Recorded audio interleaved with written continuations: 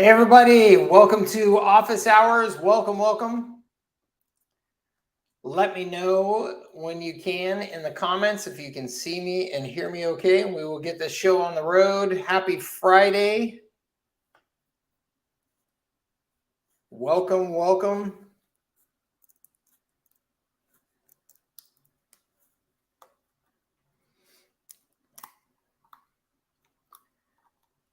Hope you had a good week. Hope you have a fun weekend that you're looking forward to. I've had a good, busy week. We got kids starting school next week. So last week of summer. What's up, Marcia? Good to see you. Happy Friday.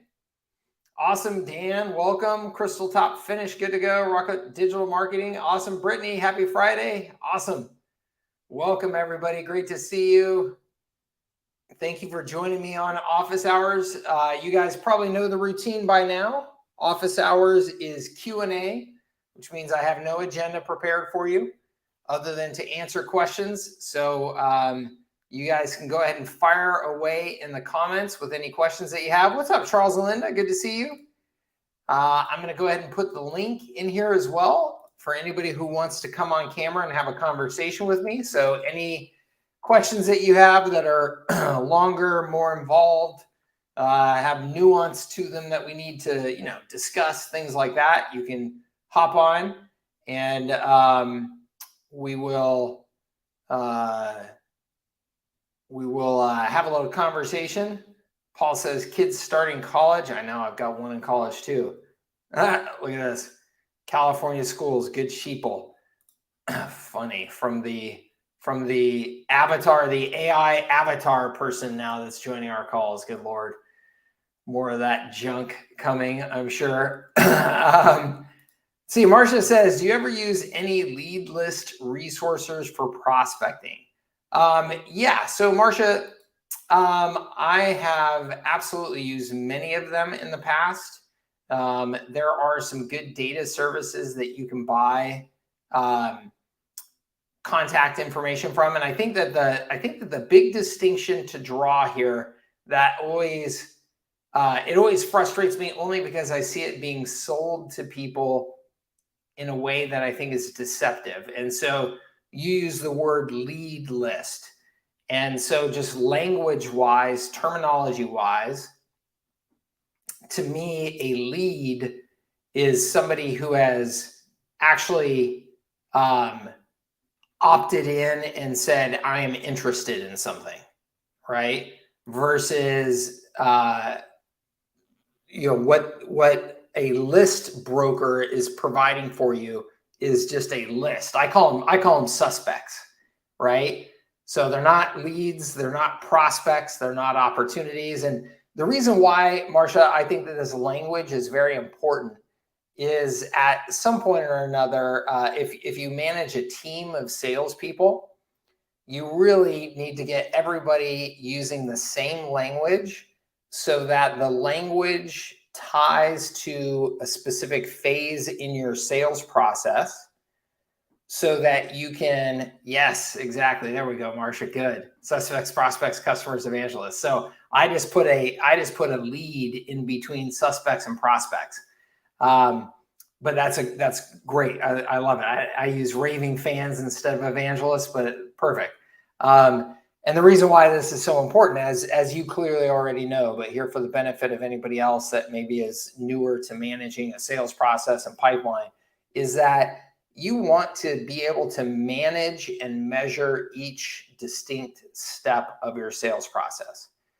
This is really critical when you are investing a good amount of money into that sales process. Of course, if you're spending a bunch of money on advertising, you want to understand what you're getting as a result of it.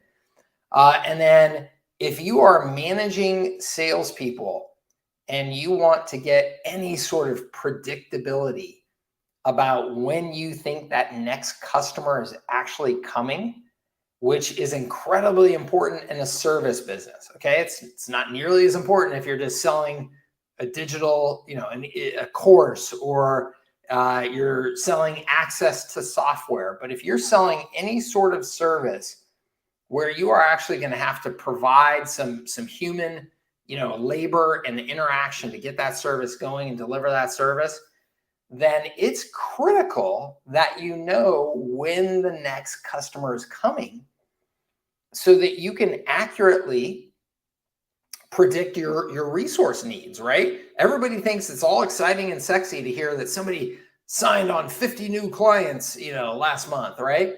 Well, that's only good if you can keep those clients. And that's only going to happen if you're resourced properly to actually deliver the service that they're expecting. And this is why most service businesses, smaller service businesses, agencies, in the IT business that I was in, most do not need to bring on more than 5, 6, whatever new clients a month if you've got a good recurring revenue model. Because if you bring on any more than that, you're going to deliver a bad service. Like, unless you're already, $5 million plus and you're trying to get to $15 million or something like that, then you start accelerating because you start adding more staff to be able to handle. But from like $0 to $5 million, you only need like 5, 6 new customers a month, because if you do more than that, you're probably going to screw up your service. Your churn rate's going to be too high.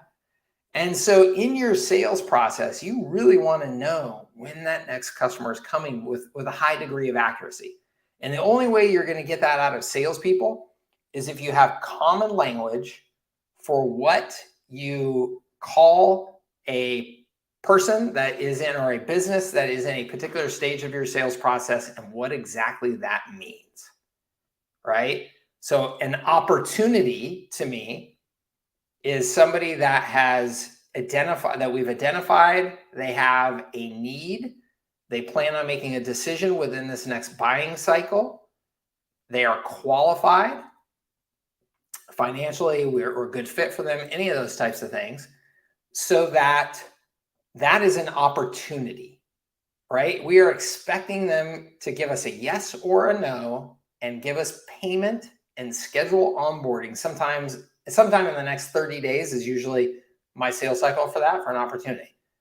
Versus a prospect, maybe totally qualified, have all the characteristics that we're looking for, but they have not gotten to the point of making a decision, planning on making a decision. At least they're not communicating that to us in this buying cycle. So in this next 30-day period, right? They may just be lying to us, and they may actually surprise us and buy from us. And that happens. You can't completely accurately predict this stuff, but you want to know, okay, we've got 7 opportunities right now. And with our standard close rate, we're going to get 4 of those. And 4 of those, and this one's a big one, and this one's a smaller one, these 2 are medium ones. How are we going to have to staff that to make sure that we're ready to go and take care of those guys? Because maybe that's all we can handle in this next 30 days. Or else our service suffers, then our retention suffers, and there was no point in pushing to bring on those extra customers. So it becomes incredibly important. Now, Marcia, back to your question. Good golly, I just did one of my things and went all the way down the rabbit hole there. But you get it, obviously. So you're not buying a lead list, you're buying data. You're buying a list of suspects with their phone numbers, their addresses, their names, their titles, their, whatever business they're in, maybe how big the business is, all that type of stuff. But they are not leads, because as far as you know, they have never actually heard of you and could care less to hear from you. So that data, though, can be super valuable because it can make your prospecting much easier and more efficient and more targeted. And yes, I have used many of them. That industry has gone through some pretty big shifts just recently. So the major player, who's the major player? It's the same name they've had for like 10 years, but it was actually acquired by some young guys who have built it up like crazy. Hold on here. Let me just list broker for B2B. Let me just see here. Zoom Info. Yeah, so Zoom Info is a fascinating story because it's a company that's been around for a long time, and was, good, solid company. But then two young guys started like in their bedroom, started cold calling and building up a list business, and then ended up buying Zoom Info and have built it into a monster now. So that is, I know, a good company. I'm sure that they have, many good competitors that I'm sure are solid. And you should just expect that a decent amount of the list that you buy is going to be junk, right? It is what it is. Marcia says, would that be true whether selling SaaS or affiliate? So, and I think she's referring to like really tracking that sales cycle and how many customers you want to bring on and all that type of stuff, right? Now, let's say as an affiliate so like if I'm selling software to agencies, I'll bring on as many as I possibly can in a month, because you guys are just signing up for the software. I'm getting a commission. You're joining group calls, things like that. You have access to courses. So I'll bring on as many as I can, because it's not, based on that individualized service delivery. If I'm bringing on, let's say in my media business there, San Diego, if I'm bringing on new advertisers, it's still dramatically more scalable than most agency services. So I can still bring on, a lot more, but there's still some degree of, we're usually creating some ad campaigns for them and things like that. So there's some effort. And then on the far end of the spectrum, where I'm referring to that like 5 to 6 clients a month number, is where, you're really doing like some sort of agency services, some sort of professional services, even in the case where you've really made it system-based, like I advocate, right? So you're going to onboard the customer, and then they're really just going to be using like HighLevel and the software and stuff like that pretty independently from you after that point. You really got to get that onboarding right. And that onboarding can be a decent lift. It can be a decent amount of work, and just organization, making sure you're doing things right. So I still think that 5 to 6 number in that case is still a good number, at least until you get your legs under you. And then, you go, hey, Mike, I got this thing dialed in and I'm doing 15 customers a month. Perfect. Now you're crushing it. So I hope that helps you, Marcia. Let's see here. Do you think the conversation with Go HighLevel AI is ready to sell yet? Paul, I don't think so. No, I don't think so. I gotta admit, I am relatively ignorant on the exact status of that, though, because I have not messed around with it too much, but that's mostly because I don't think it's ready to sell yet. But I can tell you that I have a call scheduled with the HighLevel team here in the next week, I think, that is going to be getting into the details of that, and then I'll have a much better answer for you.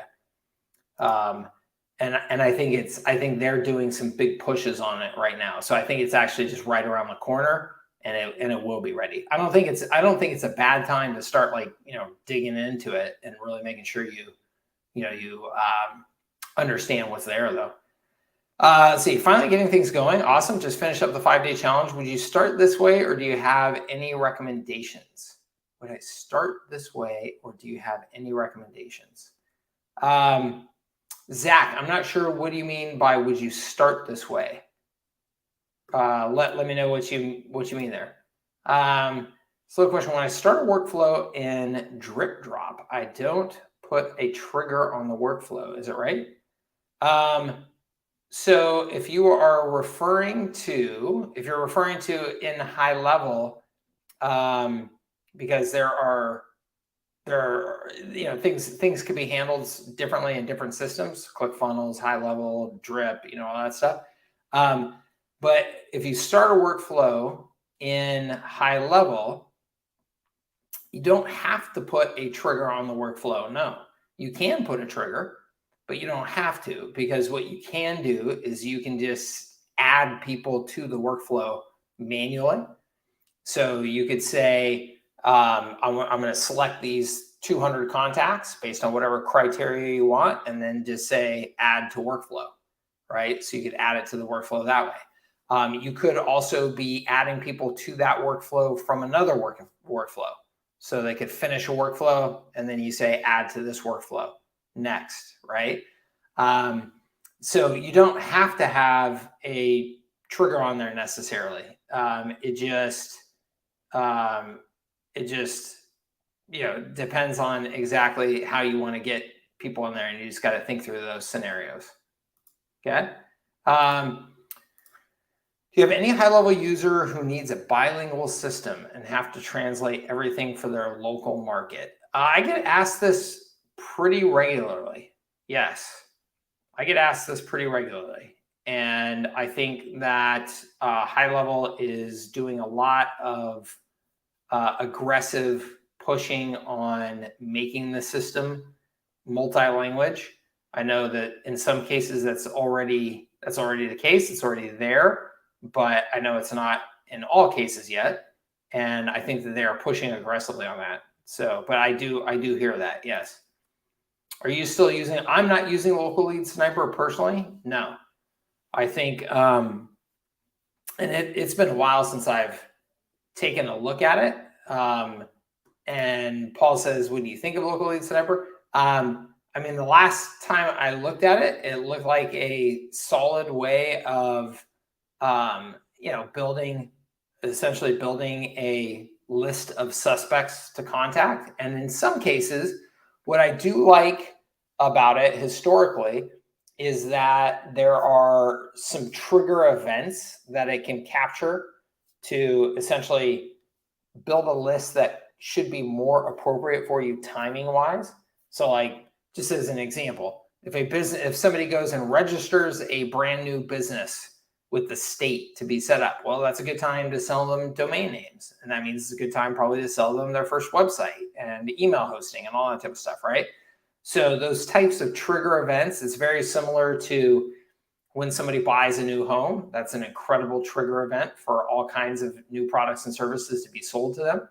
So businesses have those trigger events, and I think that what Local Lead Sniper has done is tried to build in some of those trigger event, opportunities into the system, which I think is pretty darn cool. I don't use it personally.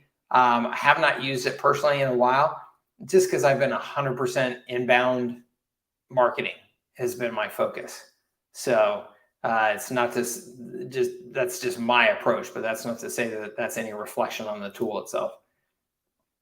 Jay says, I want to work with gyms because I'm very informed when it comes to fitness and nutrition and want to offer them UpHex and booked appointments, but I feel like it will be very difficult because low profit margin.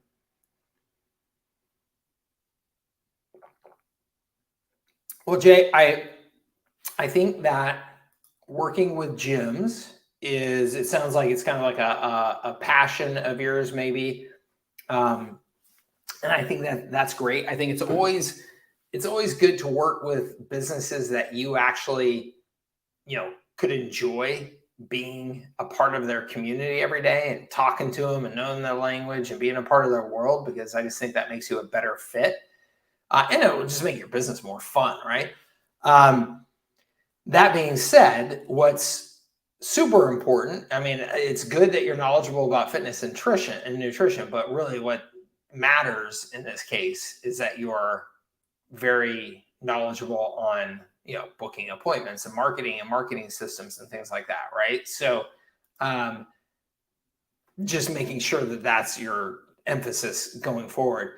In terms of them being low margin, I don't know. I mean, I don't know enough about that business. I know, you've got the Alex Hormozis of the world and stuff like that who, said that they were charging businesses, whatever it was, pretty darn big amounts of money, but he took a very, very hands-on approach to then essentially growing their business for them and then took a percentage of that growth.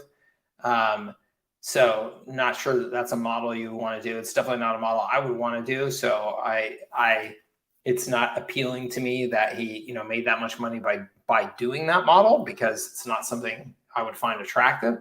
But that being said, I do know some agencies in the gym space personally, that are, customers of mine that are doing very, very well. very, very well. And they're selling everything from a HighLevel, essentially setting up their own version of HighLevel, their white label version of HighLevel, and services and campaigns on top of it that they're charging anywhere from $297, $497, $697 a month for, all the way up to they're offering then some like coaching, business development, leadership, sales, marketing, coaching services on top of that they're charging $10,000 a year or even up to like $25,000 a year for. So there's a market there for sure. I think that you've got to find how you fit into that market in a way that is, a model that you want to have. But I think that there's a market there. I think you just got to, like I said, you got to figure out how you fit into it. Charles Linda says, yep, we've used Zoom info in the past for some of our customers. We still apply list hygiene. Oh yeah. Great point. You absolutely have to do that. Charles Linda says 5 to 6 yikes. We're good with 2 to 3 a month. Yeah.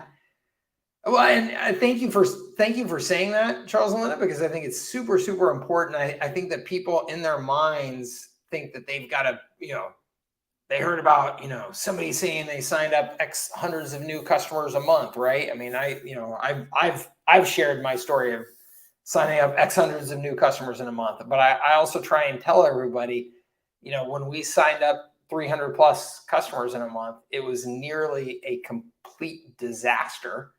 And the only reason we survived it is because I was able to throw 9 people into a room and just have them work like 24/7 on fulfillment until we got through it. But, I had the resources to do that. And if you don't have the resources to do it, obviously you don't want to sign up a whole bunch of customers like that. But I think people hear that. They hear those stories from other people. They hear I went from 0 to 7 figures in 2 weeks, and, using my super duper agency system. And it's like,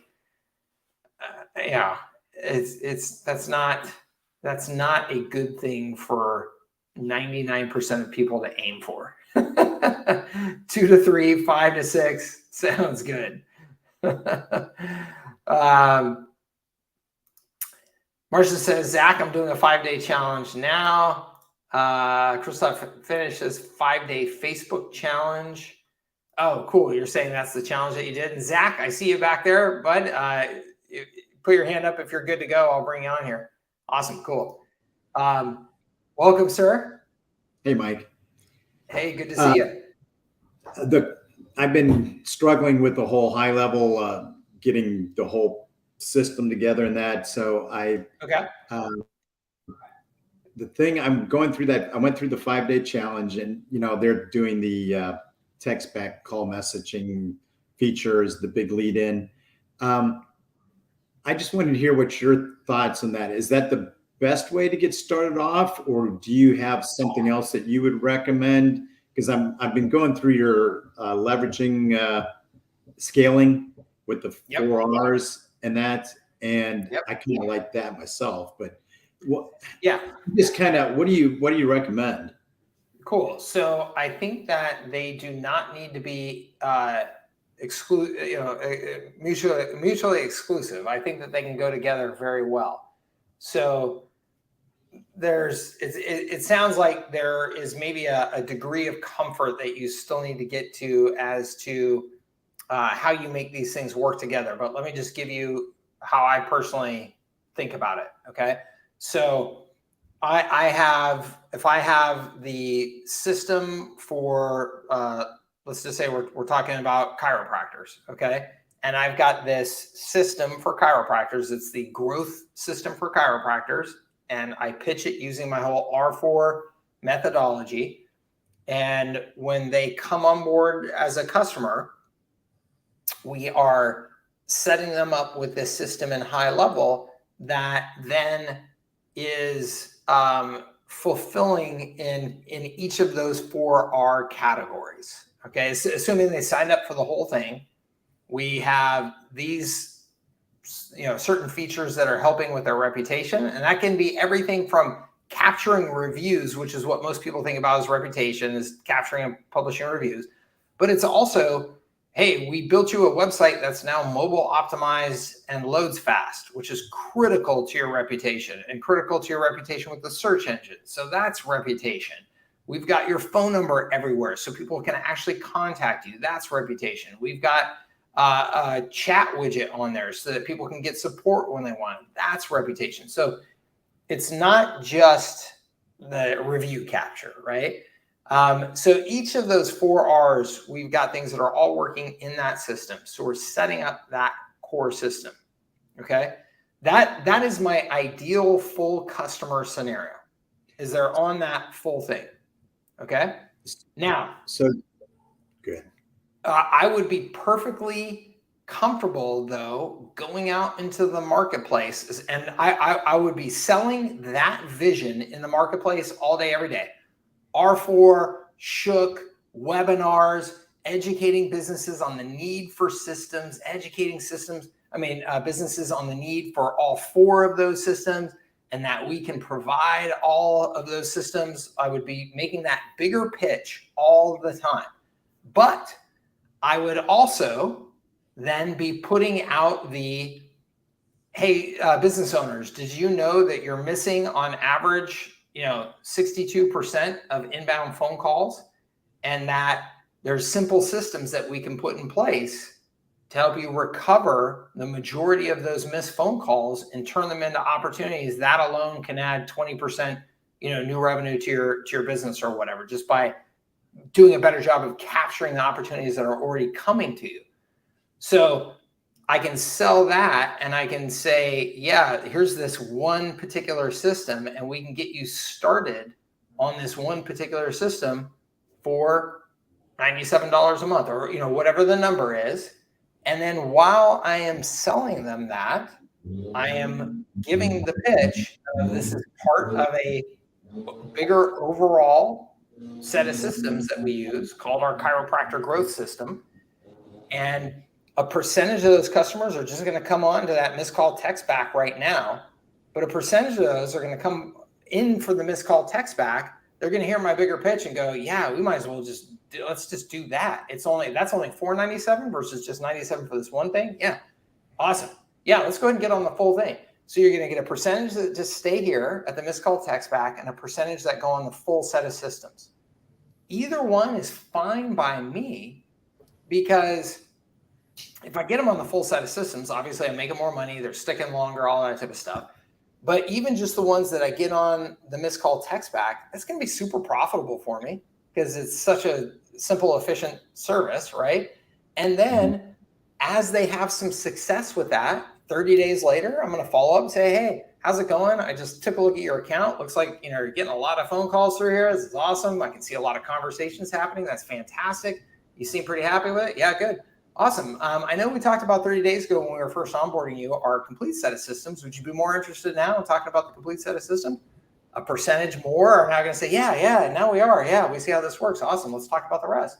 A percentage are still going to say, no, I'm going to stick with this. And that's just the way it's going to be. When I look at my IT services business, my marketing services business, it's always been that way. I get a percentage of customers, probably 70% of our customers get on our bread and butter kind of core, all the systems. 20% stay down here, or 15% stay down here, which is we're kind of buying one-off things and don't ever really become the full customer. And then 15% of our customers are buying whatever mega upsell thing we have as well, if we have that. And that's the way it just kind of breaks down. So have your mindset around, I want to offer this complete set of systems. I can do that with HighLevel, and that's incredibly valuable to the business. It's also incredibly valuable to you, because the more of those services you're delivering, the longer they're going to stick. The pain of disconnect is higher. But there are a bunch of services that are great services for just selling one-off, one at a time to get people in, and that's great as well. So the way I ideally think about it is that I want to mentally be in position to be offering both, and I actually in the marketplace want to be offering both, because different messages are going to speak to different people. Some people are going to hear my whole systems pitch and go, I want that. I want that whole strategic perspective. That's what we need. And then some businesses are going to go, I just need to, yeah, we're just missing freaking phone calls, man. Like, let's just get that solved. Just different ways of getting into people's brain. Would you recommend a snapshot in place, ready to go for certain businesses? And that's then where you start targeting to get that complete package? Yes. So what I would recommend, I think the ideal scenario for everybody is that you start with an industry. Now, I have been going much more in the direction of what Sean says a lot of agencies are having success with right now, which is just being generalists within their community. So they'll work with all kinds of different businesses. I can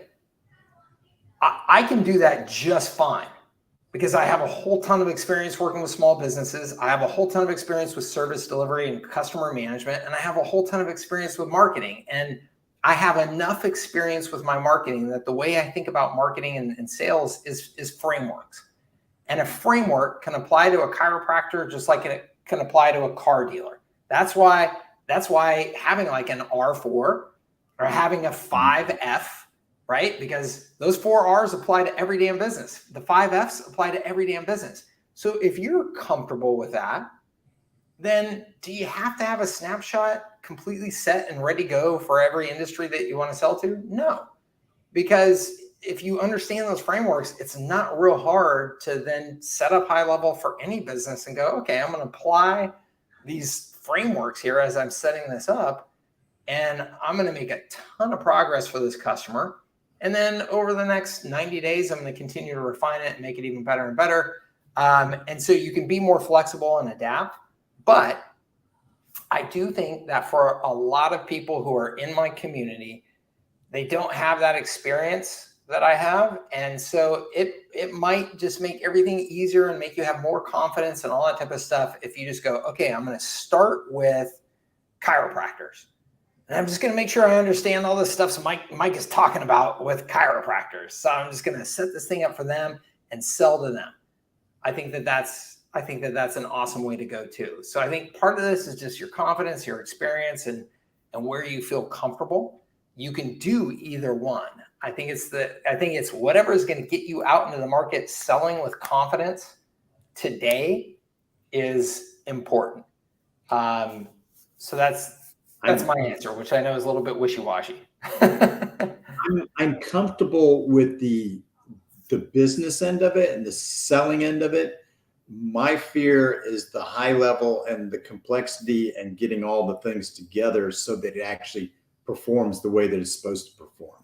Okay, I totally get that. Here's what I would suggest to everybody. You've got to figure out so where you are on this spectrum. And let me give you a few different scenarios here, okay?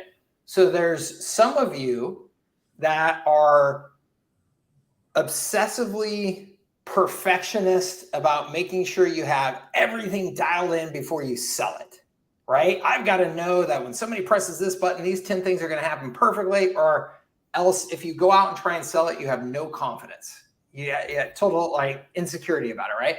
And so what happens with way too many of you, and believe me, I've been doing this a long time now. What happens with way too many of you is that you will still find that thing that you obsessively need to fix 6 months from now, a year from now, and we'll be having this call and this conversation 12 months from now, and you'll be saying, I'm almost there. I'm almost set up, right? And I'll be going, okay, I'll talk to you in a year, right? And so it's frustrating for me to see that because I know that that's just, it's a mental thing.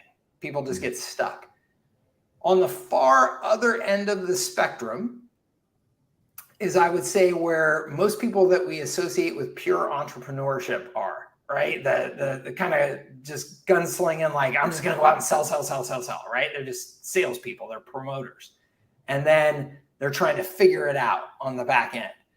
Of the two, I would rather you be just a gunslinging salesperson, because that is, I mean, it's just the reality of the world that sale is what makes things happen. And once you have a sale, you have some resources to go, okay, maybe I can't figure this out. I'm going to pay somebody over here to do it. Like you you've now got some problems to solve and you've got some resources to do it versus sitting around thinking about things.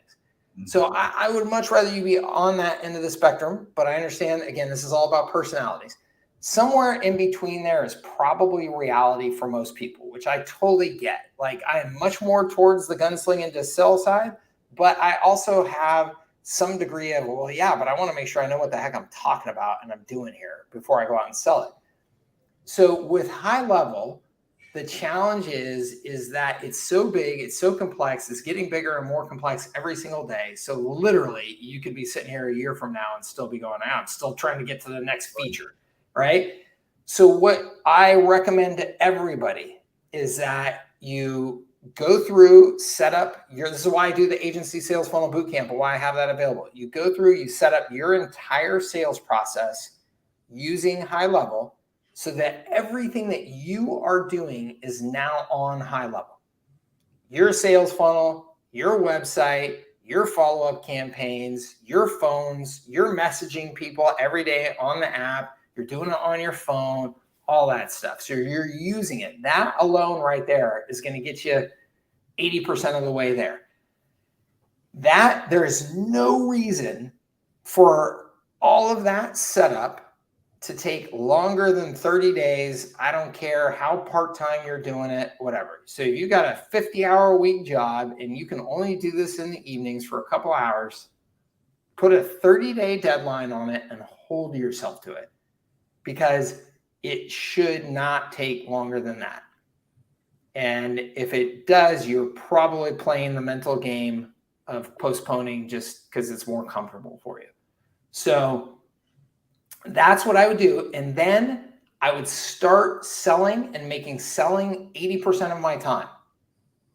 And then the remaining 20%, I would continue to work to understand HighLevel and just continue to refine it. So 80% of my day, sales, 20% of my day, okay, I'm going to get into HighLevel and continue to learn some stuff and tweak some things and press some buttons so that I continue to have more and more confidence. But unless you're spending that 80% of your time getting your sales engine going, you're never going to get ahead. And everybody runs out of bandwidth at some point. Everybody's, you've only got so much financial runway before you go, okay, I got to do something else. So I would much rather you solve the problem of start getting actual customer feedback in the marketplace and then have to figure out the fulfillment than being stuck overthinking things. Okay. So that's my recommendation.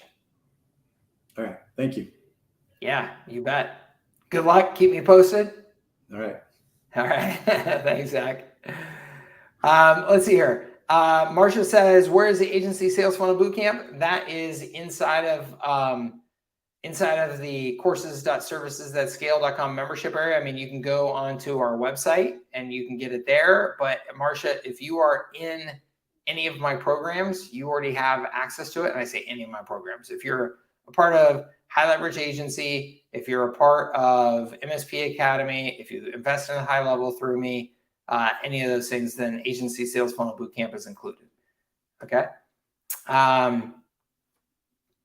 Let's see here. Do a lot for our customers. We're actually moving to Mike C's model, but it's challenging. We've done this for close to 14 years, and it's hard to break profitable habits. Yeah, absolutely. Okay, and Christy, you will have access to the replay here right away. It's immediately available up on YouTube after this call, so you can go through that as many times as helpful for you, and I'm sure just be able to pull the transcription right from it too if you want. Dan says, to do a conclusive 14-day trial to set up the system and start selling some services, it still requires configurations, lots of options and features to demonstrate it. Am I right? Yes. I would not sell a 14-day trial.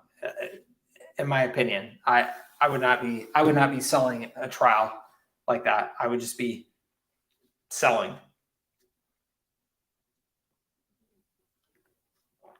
To me, a trial at this point, and I say at this point because HighLevel is going to get easier to use and easier to set up, and they're already making some major progress.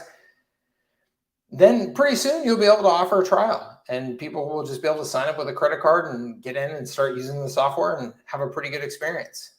Even in that case, you're going to want to do some outreach, some hand holding, all that type of stuff to try and get them to the point of activation. Okay, if you study SaaS growth, studying any of the VC studies on how to grow a SaaS business and all that good stuff, activation is key, right? So you get somebody to take a trial, but that doesn't mean they're actually going to do anything and use the software. And the fact is, the far majority don't. If you do a trial, the far majority of businesses will never actually use the software, and then they'll quit. So you want to just look at anybody who sets up a trial, just look at them as an opportunity. Don't look at them as a customer. Look at them as an opportunity. And it's like they just got your best lead magnet, right? You just got the best lead magnet download, and now you want to follow up with them and try and turn them into a customer. So yes, you're still going to need to provide some of that hand holding, and the degree of which will change over time and be different for each of you depending on what your value proposition is to your customers and all that. But I would not ever look at trials as customers. I would look at them as opportunities. And when you look at it that way, your mindset will be, okay, I'm now going to go for the close, which means I'm going to be doing that extra work. Okay. Thank you. Appreciate it, you guys. We'll talk to you soon. Marcia says, is there a video where Sean talks about this local generalist idea? Yes, Marcia, if you look at my YouTube channel, my last interview that I did with Sean, it'll be up there, my last interview that I did with him. So if you just kind of look at my videos by date, you'll find it up there. And yeah, we had a good conversation about that. You can always pivot to what fits you best. Yeah, selling the system in multiple businesses seems a little difficult, no? Honestly, if you were to sell like in completely, totally different types of businesses, then yes. So let me give you an example. I have worked with SaaS businesses that are doing $3 million a year selling SaaS to the recruitment industry, okay? And their challenges and their sales process and stuff like that are, it's a totally different sales process than a restaurant, as an example, okay? I can still apply my frameworks with no problem. And I can do that personally. I've got a lot of experience doing this stuff, and I've got a lot of experience in service delivery. But even so, yes, that is a challenge, right? Going from that business to a quick service restaurant on the same day and kind of switching gears and switching strategies and stuff, yes. But, and this is why Sean from a high level is, I think, seeing people have so much success on the more just like local generalist side, is that the difference from a roofer to a plumber to I don't know, kitchen remodeling. I mean, you've got all kinds of businesses there that are not really that different. And so if you at least kind of stick, I would bet that if we go talk to these generalists that are just, hey, I'm just focused on San Diego and I'm just taking any business in San Diego, I have never, ever seen it last where that business doesn't actually end up with some concentration. So like my good friend, Tim Fandrick up in Oregon, right? He's got a generalist business, but if you ask him, he'll tell you, yeah, but 85% of our business is now in home services, and I can't remember what the other thing was. So it's really like a couple of things are now like 85% of his business. He still picks up some other things here and there, but not too much. And that's my experience, is that even if you start off taking any type of customer locally, you'll pretty quickly find out that a high-end attorney is very different from a quick service restaurant, and you're going to decide between the two. I am more of that way or more of this way, and pretty soon you'll start getting some concentration. Okay. John says, which of your programs are considered foundational courses that are offered with moguls? Here, I'll just show you real quick. If you go to services@scale.com, or I'm assuming we're talking about services at scale, but the same thing goes for leverage. If you're thinking leverage if you're coming from that perspective, if you go to products and you say, I want to check out everything, and you can just see here, marketing foundation courses, sales foundation courses, service foundation courses, strategy foundation courses. So you can just kind of search through those and you'll see which ones are included there. It's a bunch. But that's, John, that's your best bet there to see all the specifics. Okay. Let's see here. What's your take on AI automation agency, aka AIaaS? I'm learning that way due to low competition and such exciting new tech for small businesses. I think is what that word was, not suck. I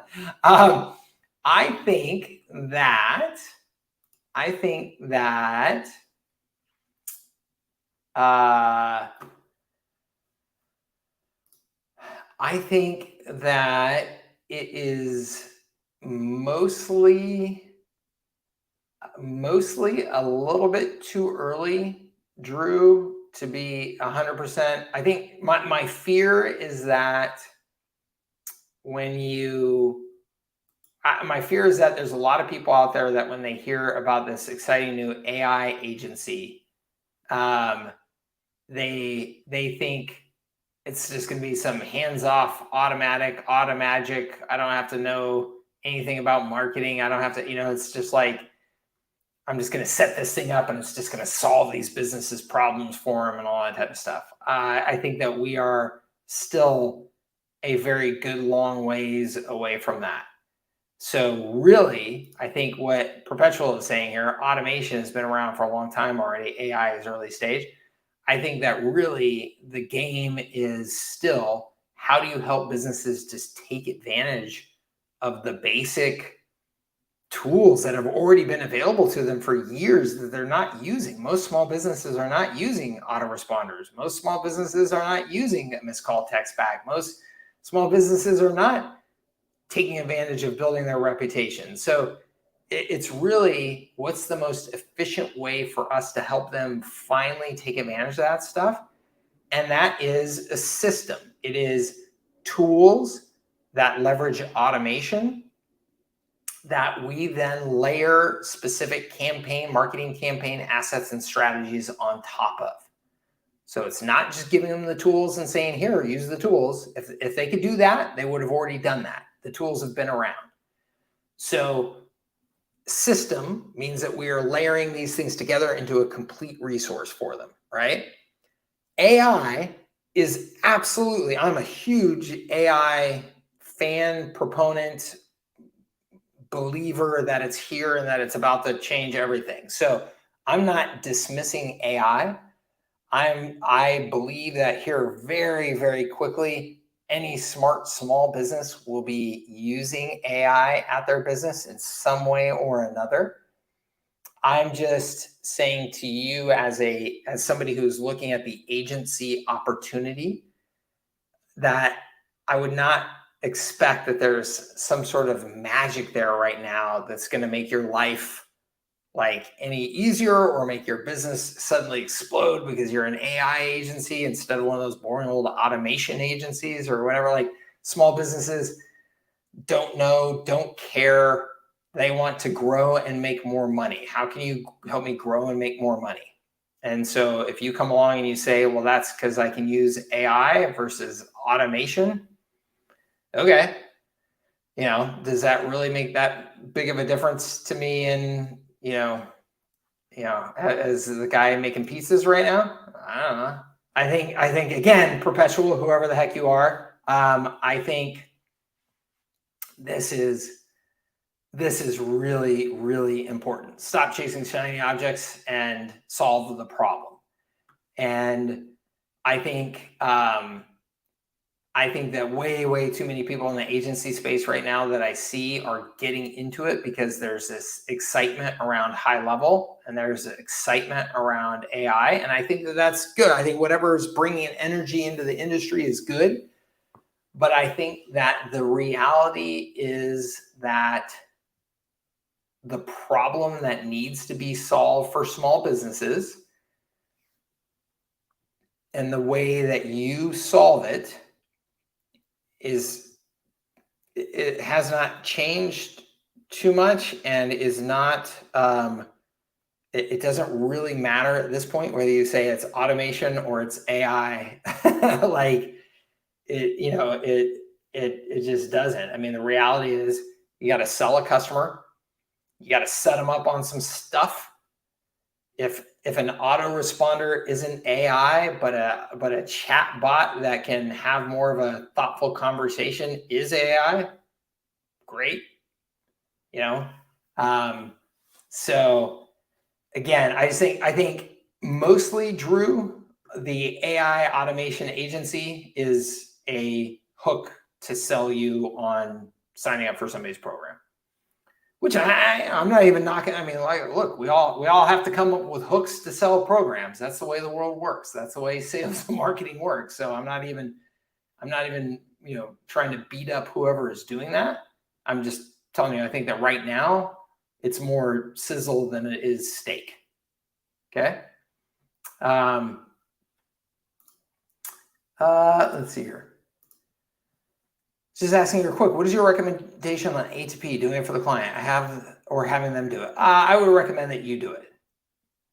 Yeah, I would recommend that you do it. I don't have any resources for you other than just like what's included with HighLevel. So I just, just inside of HighLevel, just making sure that you're filling out all the information correctly in there as you're setting up numbers. If you're not using HighLevel and you're looking for some other resource to go and do that kind of independently, I honestly don't know. Spent my career in business development and IT and web. Awesome. I really wish I had this type of system in place and company. Yeah, no kidding, right? No kidding, man. That is like, Dan, I cannot agree with you anymore. And it's amazing to me when I look at my life 15 years ago and building businesses, and we were, pretty on the cutting edge of technology and all that type of stuff.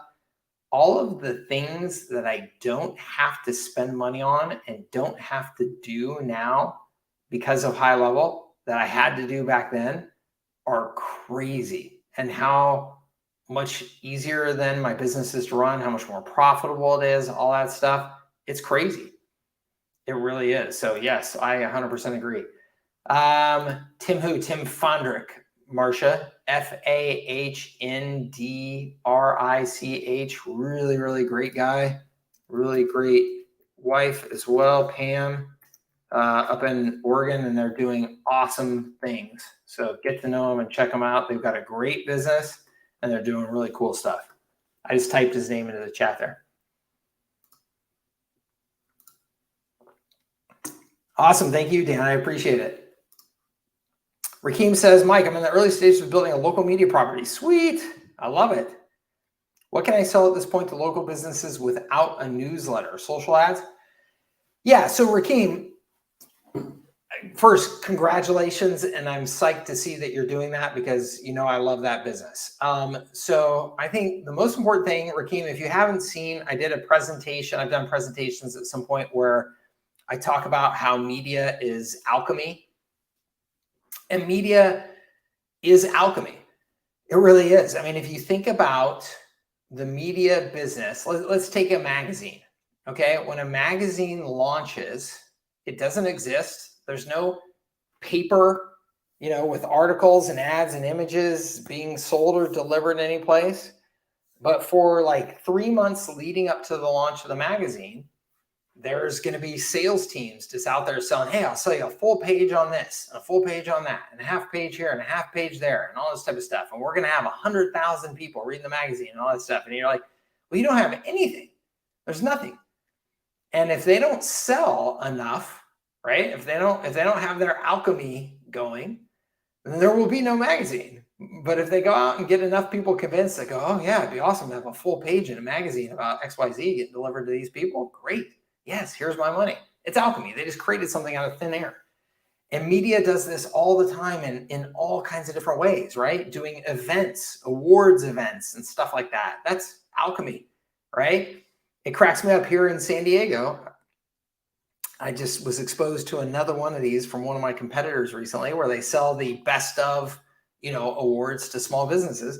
And you can be a best of too for the low price of $3,500, right? So, I mean, that's what it is. It's like you're a best of, and then to earn the right to be able to put your best of stuff out there publicly and say, we're a best of, according to such and such magazine, it costs you $3,500 for the year.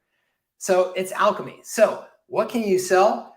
You can sell just about anything as long as you're willing to manage to drum up the energy and attention around it, right? So obvious ones though for you right now, Rakeem, are yes, sell social ads. And then the one that was great for me and continues to be great for me is to essentially just sell exposure for that business. Say to the local business, hey, you've got such and such going on. Look, I'll get you 50,000 guaranteed impressions on an article and images and all that type of stuff about your new thing that you're doing, right? I'll get you guaranteed 50,000 local impressions on that. And Rakeem, you may be saying, Mike, I only have 1,400 followers. I don't even have 50,000 impressions. Like, how am I going to do that? You just pay for it. So as long as you know your numbers, this is how I grew Their San Diego, continue to grow Their San Diego. I know it cost me $5 CPM to get impressions here locally. I charge these customers $15 or $20 CPMs, and that's just how I price the package. So I say $50,000, whatever, that'll be, I'm just going to put a number out there. That'll be $1,000, right? 50,000 impressions for $1,000. You don't have to do anything. We create the content, the media, we run the ads, blah, blah, everything for you. And then that's it. And then you create whatever piece of content you're going to promote. You just put you put the content on your site, right? So now we're getting the added benefit of we're sending all this traffic to your site first. So we're building your business. So you put up an awesome article about their business on your page, and then you go buy Facebook ads and Instagram ads or whatever to that article. So you're getting them all the impressions because it's about them, but it's on your site. So you're building your traffic and your newsletter list, and everything's going to grow because of it. And then you're just doing arbitrage on, it costs you $250 to get that traffic from Facebook, and you sold it for $1,000. So that's the easy peasy. You can start selling that today, right? It doesn't matter how small you are, how small your list is, how small your followers are. You can start selling that right now. And that's how I built Their San Diego's traffic, is just other people paying to have their visibility. And then all that visibility is going to our site. Okay. Awesome. Good. Good. And Rakeem, like right now, like as an example, I've just started throwing events again here in San Diego. And so I'm having a blast with it. It's so fun because it's all fresh to me again. Like, it's not that they're making a bunch of money right now, but like I'm checking my stats all the time, because I'm selling Eventbrite tickets to my next event. That's total alchemy. I'm just throwing a party essentially, and I'm just selling a bunch of tickets. But I'm branding it with our media brand, right? So that it's building our visibility in the community. And, we'll make some money throwing these events. And there's all kinds of events that you can do, and they don't have to be real high overhead. So just get creative and feel free, jump on these calls and be a part of the community and ask questions. I love that model, so I'm happy to help. Any thoughts on putting together Lunch and Learn and how to invite the right companies? Yes, Lunch and Learns are so awesome. This is a great example of doing your own events. These are one of my absolute favorite models for you guys to grow. Any idea for, okay, so for putting it together, yes, here are a couple of thoughts. Just, I want to keep it simple to you because it should be simple. You should be able to keep it simple. And that's one of the main points. So a lunch and learn where you just get 15 people together, 16 people together, 20 people together type of thing is a huge win. Like that will do so much for your business and your brand. If you just get 15 or 20 solid people, and when I say solid people, I mean people that are, some sort of prospects of yours, right? They look like prospects of yours. So I would get those people together in a room for a lunch and learn. So what is a lunch and learn?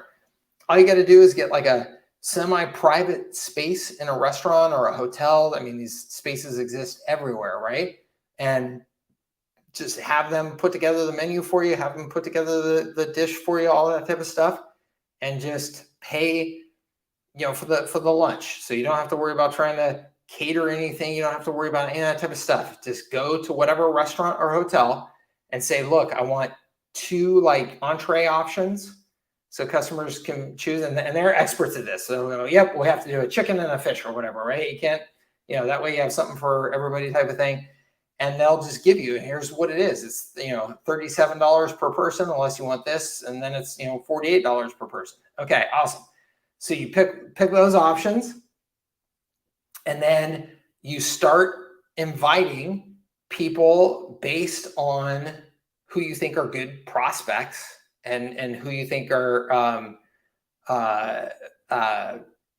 most likely to be able to come to the event, given like geography and stuff like that, right? So if you're holding a lunch and learn downtown, don't try and invite people who are 45 minutes away. So look for as many prospects as you can within 5 to 10 minutes of where you want to have this lunch and learn. Okay. Your initial outreach, if you want to have 20 of them, plan on talking to 50. Okay.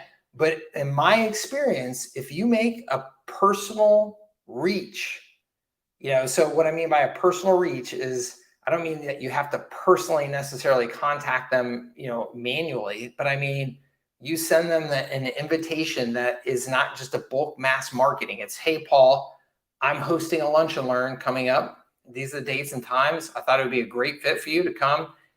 Here's some of the things some of the strategies that we're seeing other businesses like yours have success with, and meet some of your peers in the industry. It's going to be great networking. No pressure, nothing expected of you. I'm going to buy you lunch. I hope you can join us. Please let me know, because I am going to buy lunch. And so obviously I've got to hold down these spaces and it's very limited size. Okay. If you reach out to 50, my experience is you're going to get 20, no problem.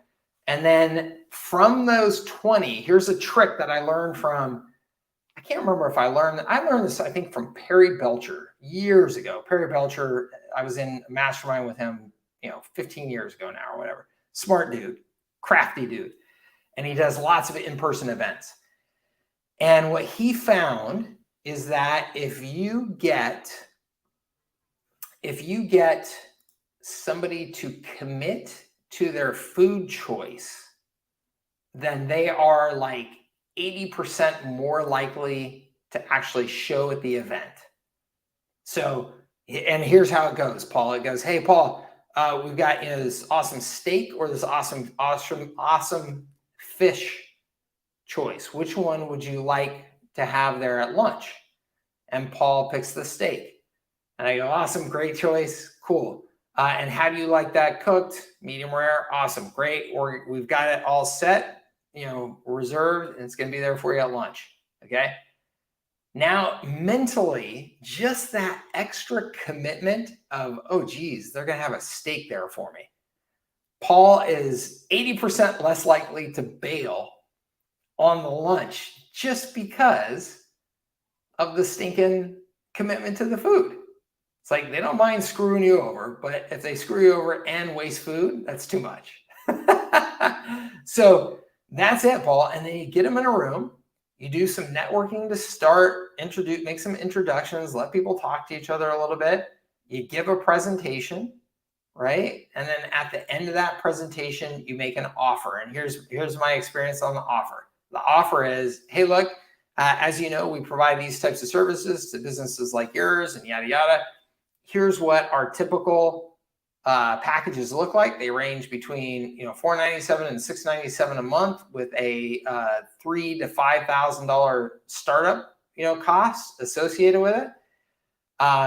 What we're doing here today is, if you would like to go ahead and schedule a time with our team to discuss our services and get you up and running our services, potentially not even holding you to it, just schedule a time to talk to our team to see if it's good for you. And then if you end up starting on with us in the next 30 days, we're going to waive those setup fees. So it's going to be about a $3,000 savings for you. Okay. So that way it's still low pressure. It's still very professional, but it's a nice big incentive to get them moving, to get on your sales calendar, to get the process going, to have a deadline to actually start the services and save a bunch of money. Okay. So that's what I've done, and it's worked very, very, very well every time. Okay. So I'm a huge fan, huge fan. Mike says throw the other guys under the bus. Okay, cool. Sorry about that. I'm in the UpX 14-day trial. What can you suggest for cold email outreach, and how to use Sam's new pitch deck? Ooh, I haven't seen Sam's new pitch deck, Clay, so I'm going to have to get my hands on that today, and then maybe I'll have a better answer for you. In terms of what can I suggest for cold email outreach?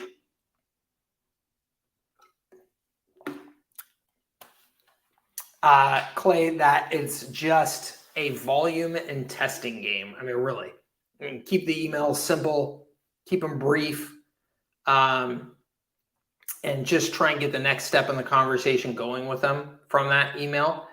But I would look at, in terms of outbound email marketing, there's a couple of tools that are really good out there because they allow you to do actual testing in your headlines and things like that, so that you really start to find out like which emails are going to work to actually get open and get action and all that type of stuff. So Clay, if you go into the outbound marketing section, my cold prospecting section of High Leverage Agency, I tell you my favorite outbound email marketing tool there, and I just can't remember the name of it off the top of my head, or I'd just tell you. But I know it's in there in High Leverage Agency. Go into the cold prospecting module and look there. I tell you which email marketing tool I recommend. It's not very expensive at all. It's really good, and it has all of the split testing and data. So that, I mean, that's the game, right? I mean, your email obviously has to have a value proposition that's going to work, and it's got to be just direct. Can't be too long, can't be too complex. People aren't going to read that email. Your call to action can't be something too crazy. Can't be something that feels too risky, like you're going to put a virus on my computer if I click here to do this or do that. And then it's just persistence. It's a numbers game. And it's the reality is certain email subject lines get opened much more than others. And so you got to find which those are. And that's through testing, split testing. So that's what I would recommend. But I got to look at Sam's new pitch deck. So Colby said, if you were to restart today, what niches would be your go-to? Colby, that is a question that is so hard to answer. I started shaking my head already because there's no magic niche. If I were to jump into it today, though, from scratch,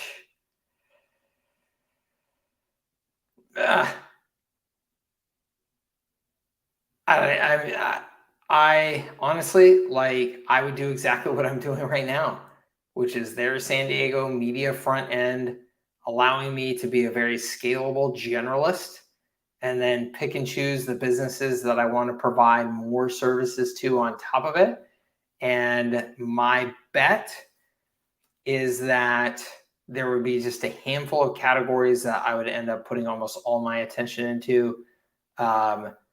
Restaurants and bars, just because for me personally, I enjoy that. And then I think home services, real estate would probably be the majority of the business. I think home services and real estate related is just such a massive niche. that one's super attractive, I think. But gosh, what niche would be my go-to? Honestly, I would have to like really dig into. I'd have to like really sit and dig into it to give you like a better answer, because here,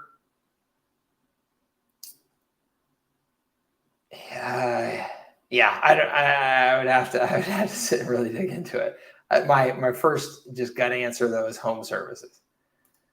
I've talked to a few close friends who own agencies, and all of them have been interested in trying the system and possibly converting their agencies and offering a system instead of time and talent. Yeah, as well they should. Oh, that's awesome. Yeah, but Paul, look, this is the thing. Lunch and learns are going to cost you some money. They are worth it. They are a great investment. They are a great investment. I mean, I'm throwing this party, coming up. I mean, I'm going to spend, I don't know, I'll spend $1,500 before the party ever starts. I mean, just is what it is, right? So it is what it's an investment. But I promise you, if you follow the game plan I outlined there, it will be, all you have to do is bring on one new customer and you recoup that, investment 100 times over. So yeah. Is now a good time for real estate though? I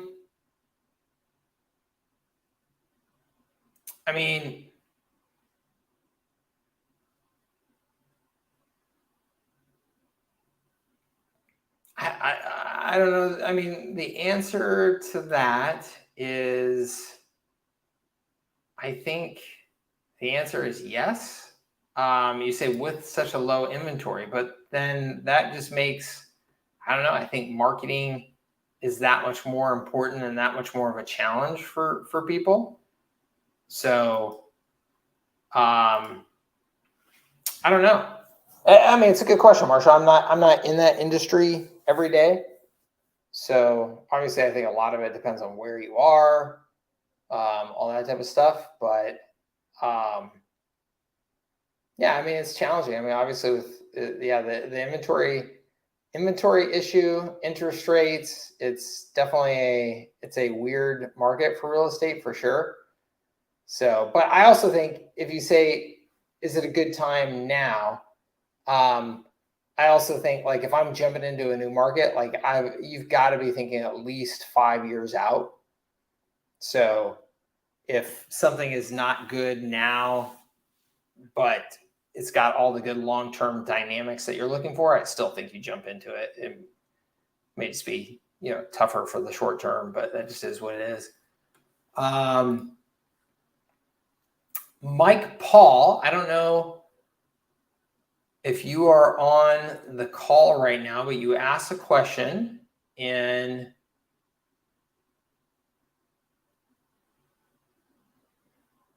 a couple of questions. So Mike says, how can we easily install the upgrades for the snapshots you just released? Where do you find them? Okay, cool, Mike. So no, I don't have like any special upgrades tab or section. So if you just go to the R4 snapshot and you download that, and it sounds like you've already got the R4 snapshot. So if you just go and download that again, you're going to go through the process of determining which assets you want to download now. And so the HighLevel snapshot manager tells you where there's some changes in there, some assets that you don't currently have. And so that's what you would do, is you would just go and download those upgrades. I always recommend that you do that first into a dummy account. So to set up a dummy account in your HighLevel, download the snapshot there so that you can see and understand what you're doing and what you're getting, and then download it into your main account. But that's the process. You just go to the same snapshot. The snapshot has just been updated, and you just download stuff through that. Okay.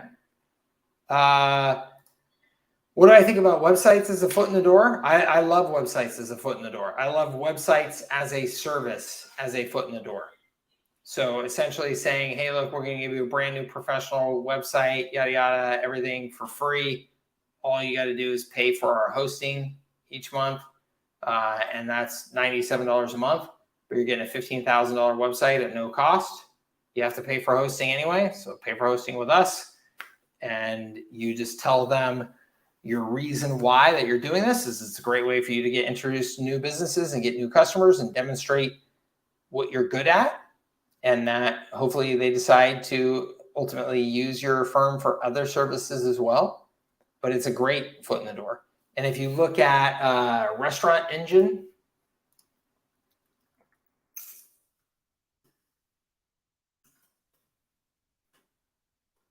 so you just look at Restaurant Engine here, and you can see this is a business that a guy built up very quickly and sold. I don't know how they're doing now, but I think they're doing okay. I know he built it up into a decent little business fast and sold it.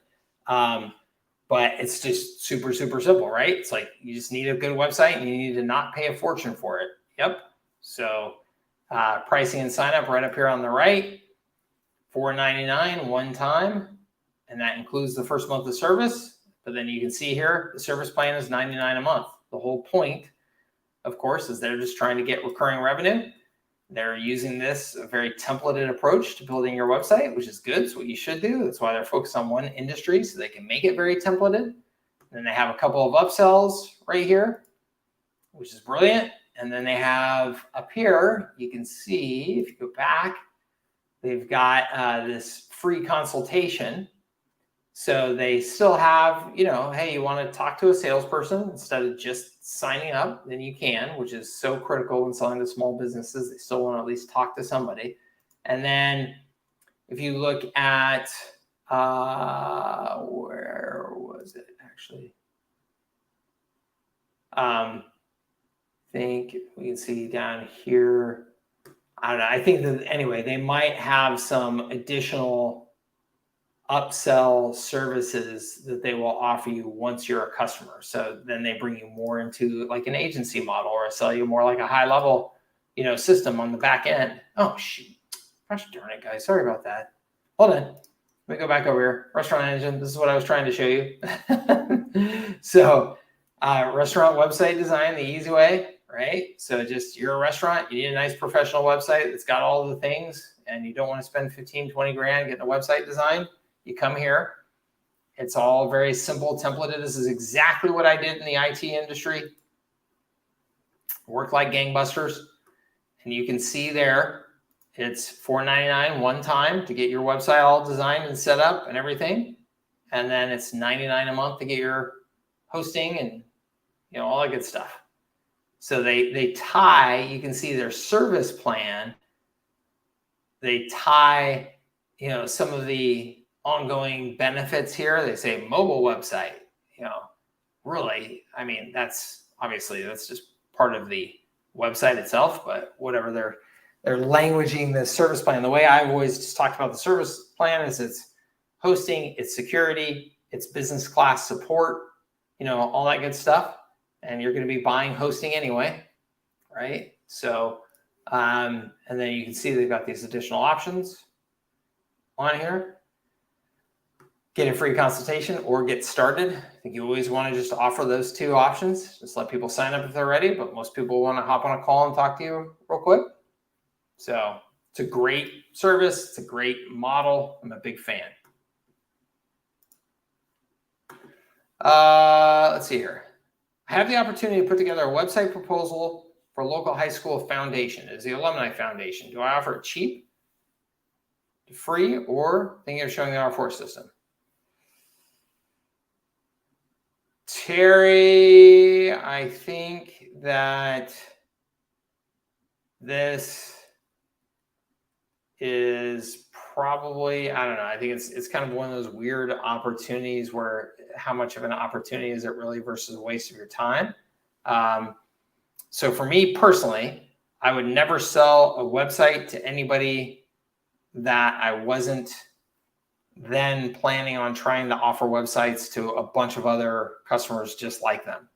So in other words, if you're selling to restaurants, awesome, because there's a million restaurants. So there's going to be a million other customers that you can just take advantage of the exact same process, templates, everything, and sell more and more and more customers. Okay. These guys, if this is just like some one-off thing, the only reason I would get involved in this, honestly, is just I'm doing it like as a charitable thing. Maybe get my name out there, like get an agreement from them that they'll agree to be like a testimonial and all that type of stuff. That's the only reason I would do that, in my opinion.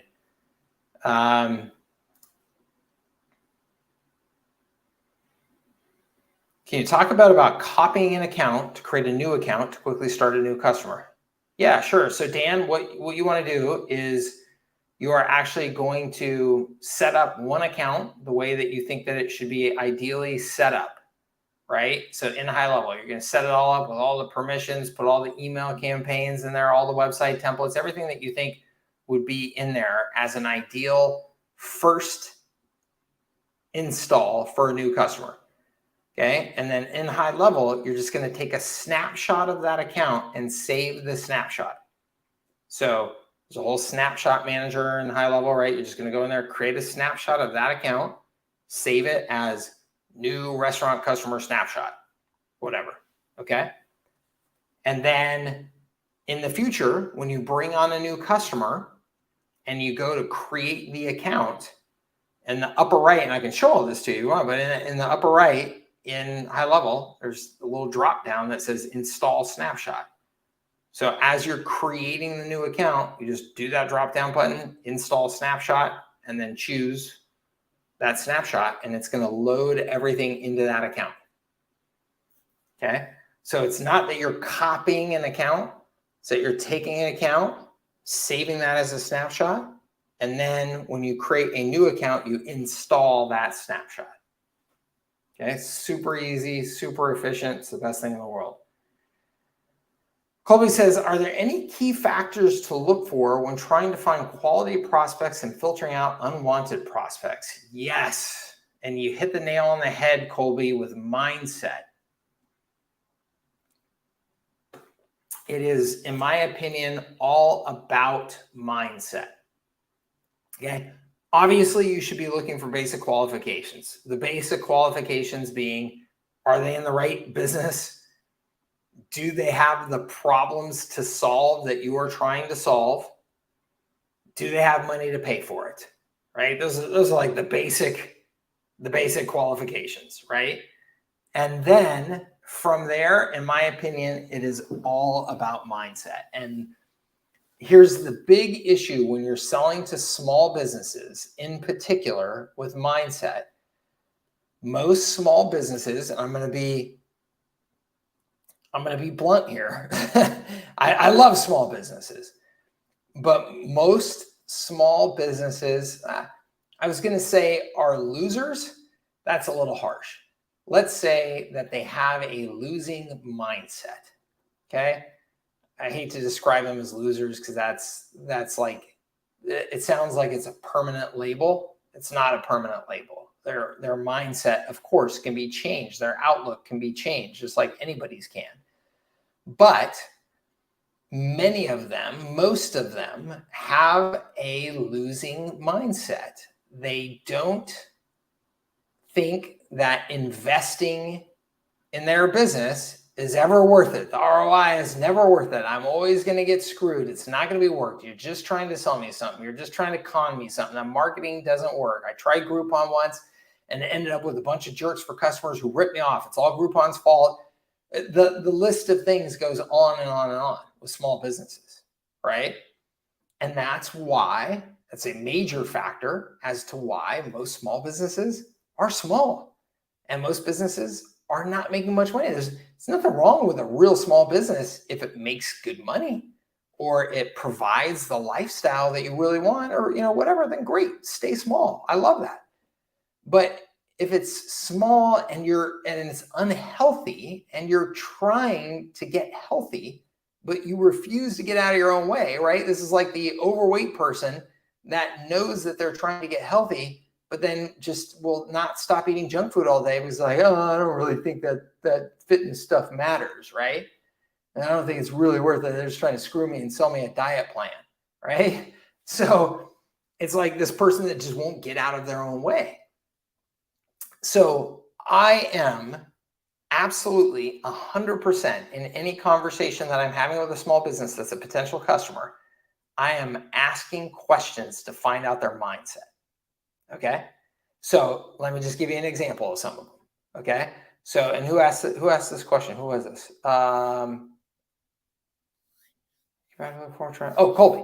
So Colby, so tell me a little bit about why we're having this conversation today. Why did you even agree to meet with me? Oh, well, we, X, Y, and Z, we're not getting enough new customers. Okay, cool. Tell me, what are some of the things that you've tried to get new customers in the past? What's worked? What hasn't worked? That type of thing. You're gonna hear certain types of answers. Oh, we signed up with some SEO firms, but they all just screw you over. You know those guys. You're not an SEO firm, are you? Right? You're gonna hear those. You're gonna hear, we haven't really done anything. We just always gotten our customers from word of mouth. Okay. And then you're gonna hear, yeah, you know what? We've invested in some Facebook ad campaigns. We've had Google ads going for years, but it seems like they've gotten more expensive and we're having a hard time getting the ROI out of them. What we just heard there are three very, very, very different mindset customers, right? That first one is jaded. They think that everybody's just trying to screw them, yada, yada, right? The second one sounds like they just don't have a business mindset at all. We haven't really done anything. You haven't really done anything to try and grow and market your business. Like, why are you in business, right? It sounds like they probably started the business just because it was like a hobbyist type of thing, right? I really love food, so I started a restaurant so I can cook, that type of thing. And then the third one is somebody that you hear they've been investing, it sounds like, pretty strategically in trying to solve their problems. They're having challenges with it. But they've been trying and they have a mindset of trying and learning and growth. That's somebody I would love to work with all day, every day. Okay. Those other two, I've got some serious concerns about. And for me at this stage, and I would recommend for you at any stage, but it's easier for me at this stage just because I've done this for so long, is I would very quickly, let's say that second scenario where they haven't really been doing anything to solve their problem and try and grow. And I would just go right directly to it. I go, well, Colby, obviously, to grow your business, you've got to invest in getting new customers and, marketing your business. You understand that, right? And Colby would either go, yeah, absolutely. Yeah, I mean, obviously we got to get this going. We've been so busy doing X, Y, and Z. I just haven't, done anything yet. Okay, cool. I'm getting the right mindset. Or I would say, well, Colby, obviously, in order to grow your business and expect to grow your business, you got to invest in marketing, right? And Colby then goes, I mean, word of mouth has always worked for us. I mean, I don't know, right?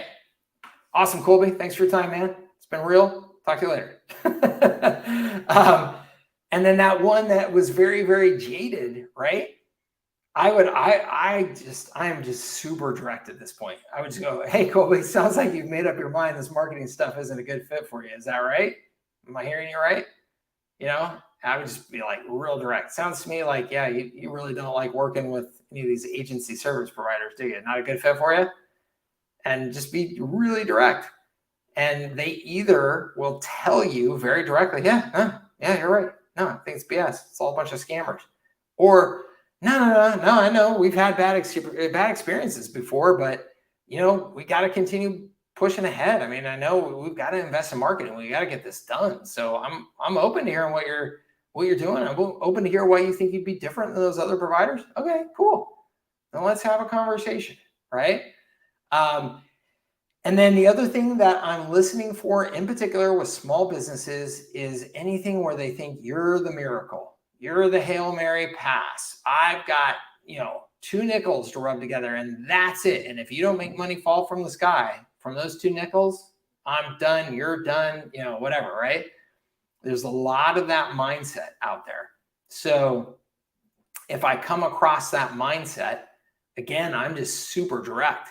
And I'll just say, hey, Colby, it sounds to me like this may not be a very realistic option for you. I mean, the reality is that to make marketing pay off, it's an investment that's got to be done over time. It's got to be done consistently. There's no just Hail Mary pass that, just magically turns things around at your business. just like anything else. It's like, exercise, eating right, getting good sleep, all that stuff. It just needs to be done. It needs to be done every day. Yeah, there's only so much you can invest in it. I get that, but it's got to be a long-term perspective. I'm not sure that I'm hearing that from you, right? So I will just call them out very clearly, because why not? Why waste your time with anything else? And let me tell you, Colby, and to anybody else, this is the way that you get and keep authority, is when you are willing to call them out directly. It creates respect, especially if you're doing it in a way, like, I'm not trying to be a jerk.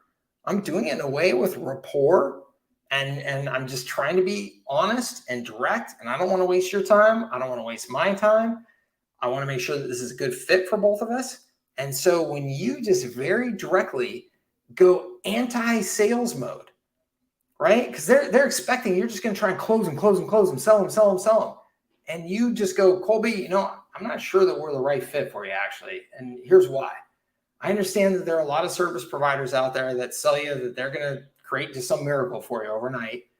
And my guess is you've probably had some experiences with those service providers where you realize that there are no overnight miracles. And we're just not like that.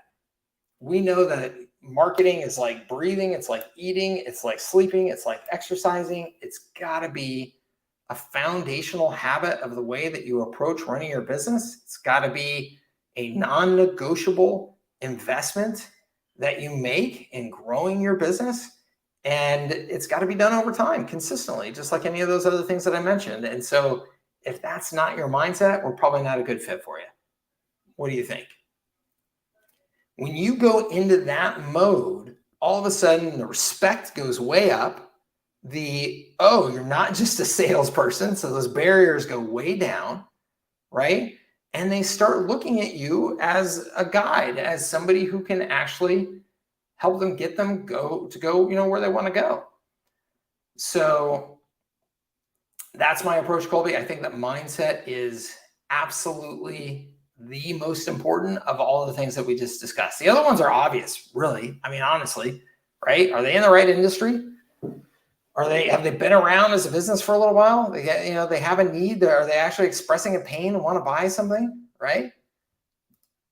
Glenn, good to see you here, sir. And Glenn is talking about our mutual favorite, David Sandler, legend of selling. And for anybody who's looking for any of that kind of language and approach that I just outlined right there, David Sandler's training from Sandler Sales Systems, his book, How You Can't Teach a Kid to Ride a Bike at a Seminar, is still all-time favorite of mine for selling.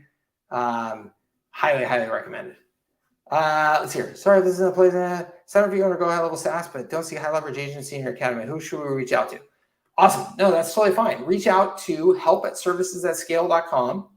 Okay. You can also go onto the chat widget on one of my pages and chat, and that'll come to me. Just understand that I'm running 1,000,000 miles an hour. And so that may mean that it's, it's going to take longer than my service team to get to you. Sometimes they'll catch me and I'll be right there and I'll take care of it real fast. But most likely what has happened is just that your account didn't get triggered in the system with our system, which can happen for a number of different reasons. And so it just didn't give you access to the courses properly. So yeah, my apologies. That I know it's a pain in the neck, and just let us know. Okay. It's a better way than being a beggar. Absolutely. And everything in sales, just like anything else, right? If you're trying to date and you come across as the person who's desperate to get a date, you're like kryptonite, right? It's the same thing with sales, right? if you are able to tone down I just got to close, and you start kind of, to some extent, coming across like you don't care to close. You just, all you care about is doing the right thing. And that's the way sales should be. And particularly in services, where you're going to have a relationship with them, hopefully for years to come. If you sell somebody that it doesn't make sense to sell just because you're selling, it's stupid. You're just wasting your time. That customer is going to churn. You're going to waste your time, waste your money, have a bad reputation. just do the right thing, which is the right thing is to find out, are you really a good fit for my services? And if not, let's not bring you on, right? If I want to create something like Restaurant Engine for coaches, should it be a separate website for digital marketing experts or a drop-down or just cross-reference? Marcia, I would personally do both. It's so easy to spin up a stinking website using HighLevel, right? Set up a website and a brand with something that's very marketable like that, right? And then use that to connect to your services. You know who does a great job of this right now, Marcia, is Neil Patel. Neil Patel has the biggest, fastest growing agency in America, right? #1 performance digital agency now, a couple of years in a row, growing like crazy. And you look at what he does. How does he grow his agency so fast? Yeah, one of the best ways that he grows his agency so fast is he has all these other little tools and services and software platforms out there, and they all then link back to him, right? As soon as you use those tools and other services, it's like, hi, I'm Neil Patel. I'm the owner of this tool. I'd love to help you with your marketing. And did you know we have this awesome agency too, right? So I would do both. Okay, that would be my approach.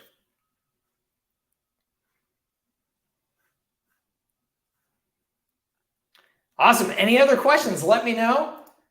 Those are all the questions I see in the chat right now. Let me just check Circle and see if anything new came in here.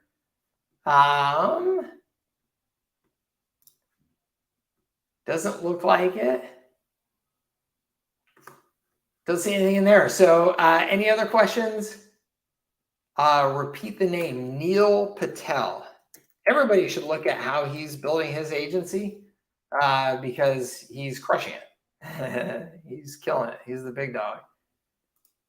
Let's see here. I recently joined the chamber and was going to donate some of my services for the next chamber mixer raffle. That's cool. Yeah, that's cool. It's a good way to get some name out there. Rob, my man. Good to see you. Great to see you. Doing well. How are you? I'm great. Thanks. How can I help?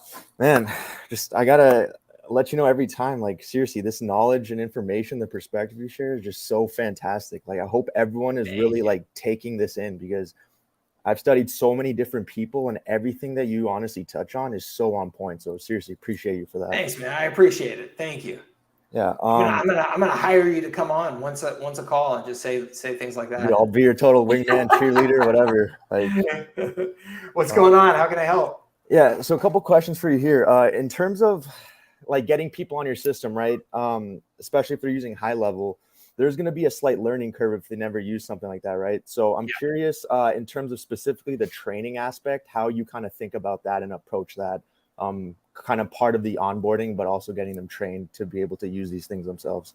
Yeah, I think it's three things. I think that you want to do an onboarding training session with whoever's going to be using the system on a daily basis. So you're taking them through and saying, you're trying to get them up to speed on the foundational things as quickly as possible. So that could be a 2-hour training session where you're just leading them through, hey, here are the core capabilities and how to use it. And then I think that you have training videos for the most common things that you come across inside of a membership area. So you set up your own membership area with some training videos. Here's how you do this. Here's how you do that. And then the next thing is I think that you do calls like this, office hours calls. I would have an office hours call every week scheduled where everybody just knows Wednesdays at 3 p.m. It's office hours. You can get on there with our team and we'll walk you through anything that you need answers to. So that way you've got one very high touch when they're coming on board, which I think is great. Videos are obviously just super, super, super scalable. And so you just want to be reminding people of those all the time. And then the third, those office hours calls are a great scalable way, again, to provide a lot of service that feels pretty high touch, but it's super scalable. And then that way you're minimizing support tickets. Support tickets go way, way, way down when people just know that there's Wednesday, that's only one day away. It's already Tuesday afternoon. I can talk to them Wednesday afternoon. I'm just going to do it that way, right? It's not an emergency. So support tickets go way down when you have that. So those are three things. And then have support tickets for sure. It's just, I think anytime that you can try and minimize those, it's great, because then you're doing one-to-many service instead of one-to-one. Right. Yeah. Love that. Thank you. And then kind of like a more macro approach about this business model, I just want to hear your kind of thoughts on this. Is at what point do you think, and maybe it already is, in terms of, you know, these features and HighLevel becoming like a commodity, right? With so many people trying to offer them to so many local businesses. I'm just kind of curious on your input on that. It's already a commodity. I'll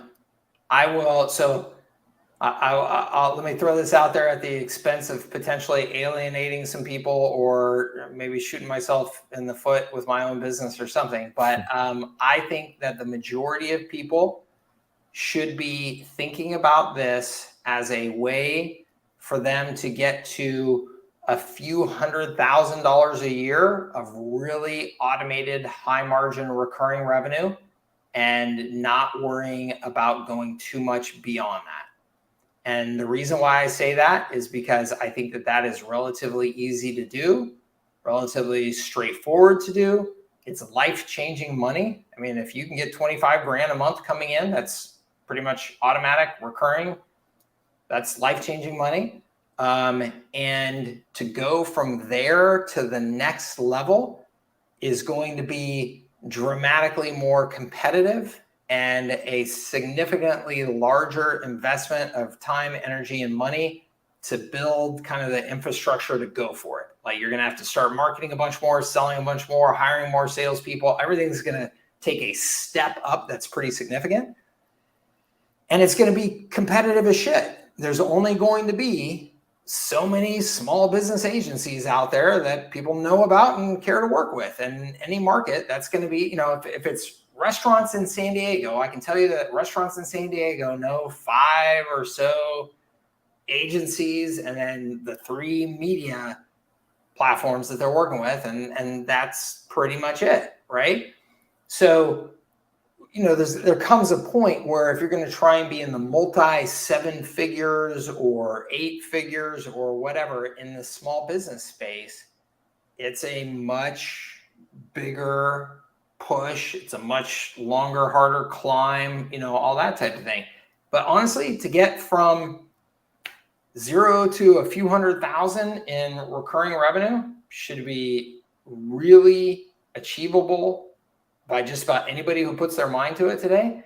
And one, that's life-changing recurring revenue if you just want to hang on to it. But then you've got an asset that you can sell, because those guys who are committed to making the bigger play, man, if you've got 500 grand in recurring based on HighLevel, you know, high stick rate, stuff like that, and those are customers that are in my ideal customer base, and I can buy you instead of having to go out and sell those customers and try and fight over that turf to try and take those customers, I'll just cut it. I'll just stroke a check and buy you all day long, right? That's the way in the small business space, small businesses tend to really grow into a big business, is through acquisition. And that's the way that in this industry or similar industries, all of us small business owners end up having a nice exit, is that way. Like, look at the payroll industry, Paychex. The way Paychex was built was he helped a bunch of entrepreneurs get started in the payroll processing industry. Bunch of dudes that he knew, where he said, look, I've got the game plan. I'll set you up. You take Dallas, go. And then what he did was he even just had at the very beginning, it was just a super loose agreement that just said, hey, look, if you ever get to the point where you want to sell, I want the first right to buy. And so then he went around and just bought them all up and turned it into Paychex, you know? So I think that you're going to see that in this space. For sure. So that's interesting. Yeah. So I think you got to decide pretty quickly, do I really want to be the gorilla and trying to acquire and trying to go, you know, trying to make all that investment, which if that's your ambition, that's awesome. I love you. Go for it. That's awesome. But I think the majority of people that are in my community that I run across every day and stuff like that, if they got to the point where it's like, oh yeah, I'm making somewhere between 300 grand and $500,000 in recurring income, and my life is pretty freaking sweet, that's probably where most of them would go, I don't really want to take on a ton of new risk. I kind of want to go on a longer vacation to Italy this year. That sounds pretty good. Right. Okay, that sounds awesome. Yeah, and with that, so that was kind of like my follow-up question is in terms of keeping it as a lifestyle business, if you put a cap on like maybe the number of customers or maybe that revenue level, like you said, about 500,000 in revenue, would you say that's kind of like the sweet spot? So I hate to put a cap on it because, and especially in today's world, the number of 8-figure businesses that are being run by a single person is growing like crazy. I mean, it's awesome, right? The amount of automation and leverage and everything that we can get. Yeah. So I hate to put a cap on the upside. I would say that it really is dependent upon the specifics of your model. And the reason why I say that is let's say you're doing restaurant engine, which I just showed you guys. I know from experience that is a stupid simple operation to run once you get it going. It's stupid simple. You can have a bunch of very, very inexpensive talent working for you. That's like, hey, follow this process. When we get a new customer on, you follow this exact process to build and launch their website. Boom, it's done. It's like, it's really simple. So if you get into a niche where you can design a service like that and it's cranking, awesome. Keep on cranking because it's not going to be any harder for you to get your next 100 customers. Like just keep going. And so you may end up a multi 7-figure, super easy to run, fantastic, right? If you're selling a more hands-on, we help chiropractors grow, or like I talked about the gym business earlier. Like I know these guys that they're doing coaching seminars, they're doing a big annual event, they're doing all that stuff. Well, they have more revenue too. They have, multi 7 figures in revenue, but that's a very hands-on life as their business. So to go from that to the next stage up in their business, there's probably like a whole nother, like we're going to get a new VP of sales. That's like an actual experienced VP of sales that expects to make $500,000 a year or more. And they're then going to build out a 10-person sales team. We're going to flood the market with marketing. It's a much bigger, you do this big step up and there's a lot of costs associated with it and all that type of stuff. So with that model, you probably you're just going to have to make a very clear decision, and the exact number as to when that happens. I think you'll know because you're going to start running into operational roadblocks. Right. You're going to start running into a wall where it's like, I wanted to bring on 10 customers this month, but it was too much. Versus if I bring on 5, it's nice and easy. Well, why is that? Well, I really need another account manager. And I need another person supporting them. Oh, okay. Well, now you're talking about another $170,000 a year in salary and benefits that you're going to have to take on to put yourself in position. And that means you're going to have to start consistently bringing on 10 instead of 5 new customers to make sure that you continue to pay for that person. So that step up just happens, and you'll know it when you're there. Yeah, that makes perfect sense. Yeah, typically like those agencies in the like 500,000, revenue like range, what do they typically sell for? If they were to get acquired, it will 100% depend on the margin, the net margins, and the recurring nature of the revenue, and the stick rate of that revenue, and how in alignment what I'm buying is to my current operation. So can I just bring these customers on board and have it be seamless, or am I going to have to like reinvent how I'm operating, learn a whole new operation, all that type of stuff? So it's a totally wishy-washy answer, but here's my real experience is that I have bought businesses for essentially nothing. Businesses that were in business for 20 years, had 7 figures in revenue. I acquired one for literally nothing. Why? Because the guy was running his business like a complete clown show, had no documentation, no accounting, no nothing. He was unfortunately pretty stereotypical small business owner. And so I went to him at first. I said, oh, wow, you've got a 7-figure business. Here's what I'm willing to pay. And then I start looking under the hood and I'm like, dude, you don't have anything. All of a sudden the price starts coming down to the point where it got to the point where I was like, look, I'll give you some vacation money now. And then anything else that you get is going to be based on us hitting these metrics with his business, because otherwise I'm not paying you anything out of pocket. And he took the deal because he knew, right? Right. Versus my business was, I mean, it was multiple times the size of that business, but I was then also able to sell it for a nice multiple because my business was run completely opposite of that. Super process driven, super measured, great finances, recurring revenue, everything, customers that stuck with us for 3+ years. So I can show all of that. And so a buyer of that goes, oh, I get it. Sure. Thank you. Right. I'll pay a good chunk of change for that. So I would say that in the small business space, though, in service businesses, you see everywhere from like 1/4 of revenue. So you have $1 million business and I cut you a $250,000 check. And that sounds terrible. And that is terrible. But if you have $1 million business and you're making 100 and it's a pain in the neck to run, and you've been doing that for 12 years and you don't see any future, and somebody comes along and says, I'll give you 2.5 now and you can get out of this thing, not 2.5 million, 250,000, right? There's a lot of sellers that are going to go, yeah, sure, give me my 250 grand. But that number typically goes up to, let's say, 3 times revenue. So you could have that same $1 million business sell for 3 million. It's a big difference between 250K and 3 million. For sure. Right. So, and it's all those factors that I listed off there that go in between. Here's what I'm telling everybody. Please listen to me for Pete's sake right now. Okay. Anybody who's in this marketing industry space, who's working on HighLevel, build your business as simply as you can using HighLevel as the foundation for your services and how you deliver services, sticking with as tight of a set of don't be all over the place with your services. Like have a handful of services that you offer and make it a blueprint, just like that restaurant engine where it's just like boom, boom, boom. We do these things every time. You will be able to sell your business for a really nice multiple 5 years from now, because there is going to be a massive number of businesses built on HighLevel.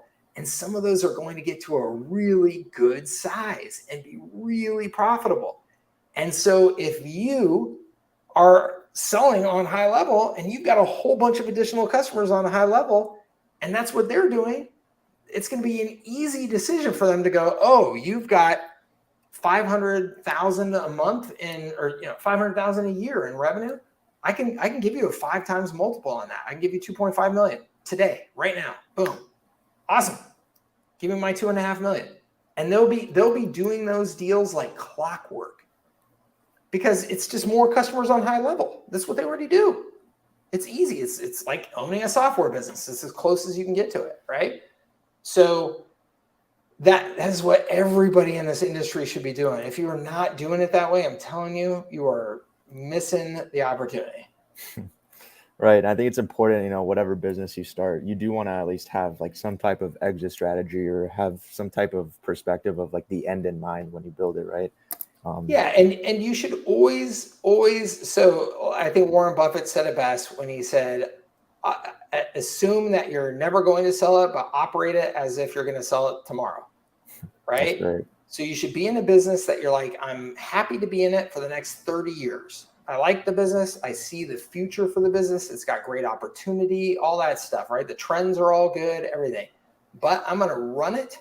I have the mindset that I'm going to be in it for the next 30 years, but I'm going to run it every single day as if somebody's going to come along tomorrow with a big checkbook and go, Mike, I'm ready to buy your business. Let's just look under the hood, man. If it looks good, I'm going to cut you a big fat check today. Okay. Right. So, but if they open the hood and it's sloppy, you're in trouble. Right. I love that. I appreciate it. And one last thing I just want to mention is, I know you have like some various like resources available that you've put out. And one thing that was super like revealing and insightful to me was the cost of acquisition to lifetime value, the 3-to-1 ratio. like that is game changing. If it really clicks in your mind, like, oh man, it's amazing. It's everything. Yeah, running your business based on metrics like that, knowing your metrics, understanding your metrics, that's the whole game. Absolutely. For sure. Cool, Mike. Well, appreciate your time as always. Thank you, Rob. Thank you for being here. Questions. Yeah. Awesome. Glenn, I see you, sir. We have to be quick, Glenn, because I have a call at 1 o'clock. I'm about to be late for it. How are you? Good. I haven't seen you in a long time. So I know. You doing well? Yeah. It's been a crazy journey, man. It's been a crazy journey. Learned some lessons along the way. Things are happening that are good. So I'm not complaining. I have two quick topics just to ask your opinion on. I don't know why my camera's lagging. My system must be over churning here. Anyway, okay. So two things. On my end, the lesson that I've learned is that I really kind of have two kinds of customers. I have customers that are, that software mindset, and I think you remember what I'm doing in the B2B space, right? And then I have customers that don't want to mess with GHL. They never want to log in. They don't want to just do anything, right?